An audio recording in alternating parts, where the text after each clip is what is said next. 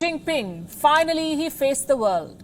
After being silent for more than 4 months, the man who went into hiding when China was going through the worst phase of the outbreak, the man who wants to be called a savior when the world is suffering because of the virus China exported, Xi Jinping, finally to spin a new narrative around the Wuhan virus.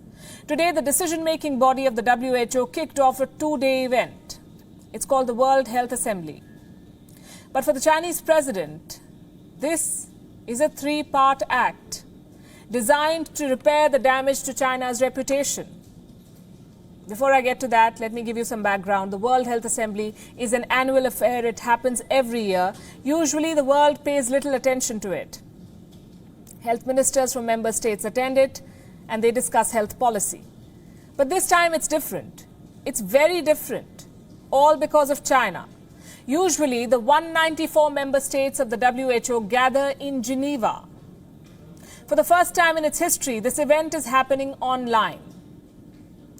And it's the most important assembly in the history of the World Health Organization.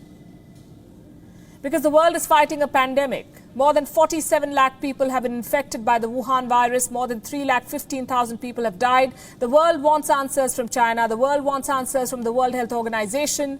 So here's the first thing they did today. Draw up a resolution. A resolution that demands an investigation into the outbreak. Initially, 60 countries, 60 countries backed the call for such a probe. And that list of 60 included India. The momentum continued to grow. And now more than 100 countries the world over are supporting the demand for a probe. Let that sink in, 100. The resolution does not name China, but anyone who doesn't see this as aimed at China has to be living under a rock. It's obvious. And it is bound to raise some serious questions for China to answer. Questions like the ones we've been asking since December. What happened in Wuhan? How did the disease spread so widely and so quickly? Why did the WHO miss human-to-human transmission when it was there to see? At the center of all these questions is China and how much China has been trying to hide. Now, this is interesting. This morning, the Chinese Foreign Ministry said an investigation right now is, quote-unquote, premature. But the global tide was too strong, so the Chinese president decided to change tack. He decided to address the gathering himself. His mission was clear: defend China, buy the silence of members, and promise solution, a 3-pronged approach.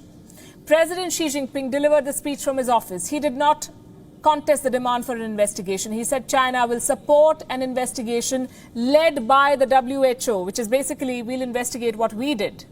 Not very much, but a start nonetheless. He also put up a rather unconvincing defense of China. He called China's response transparent. That's not all. He preached the world about information sharing. All along, China has acted with openness, transparency, and responsibility. We have provided the information to the WHO and relevant countries in the most timely fashion. We have released the genome sequence at the earliest possible time. We have shared control and treatment experience. We have done everything in our power to support and assist countries in need. Either he's bought his own propaganda, or he believes that the world does not see through China's lies. China's transparency is frankly an oxymoron. And here's something else that China is known for: buying its way out of everything. Xi Jinping resorted to the tried and tested trick. He whipped out China's checkbook again and offered $2 billion in international assistance. I would like to announce China will provide $2 billion of international assistance within 2 years to help the COVID-19 response and with economic and social development in affected countries, especially developing countries. It's not just money that he offered. He also promised a vaccine. And we won't be surprised if China finds a vaccine. It had the head start. It had the first samples. And for all we know, it made this virus. So Chinese researchers are the best place to find a cure and a vaccine. What's hard to believe, though, is Xi Jinping's promise that China will share the vaccine with the world for free. COVID-19 vaccine development and deployment in China, when available, will be made available for public good. This will be China's contribution to ensure the vaccine's accessibility and affordability in developing countries. The world has trust issues with things made in China. What you pay for is faulty. Imagine the quality of what you're given for free. Anyway, Xi Jinping is trying to get an image makeover here after creating this crisis. His government wants to evade scrutiny by offering money and a vaccine that may or may not come. Remember, there's no vaccine yet for SARS or MERS.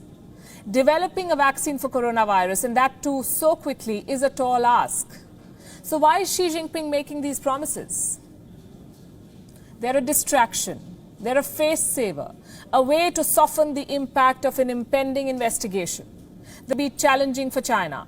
The draft resolution on the global probe is likely to be adopted, and calls for Taiwan's inclusion into the WHO are growing louder.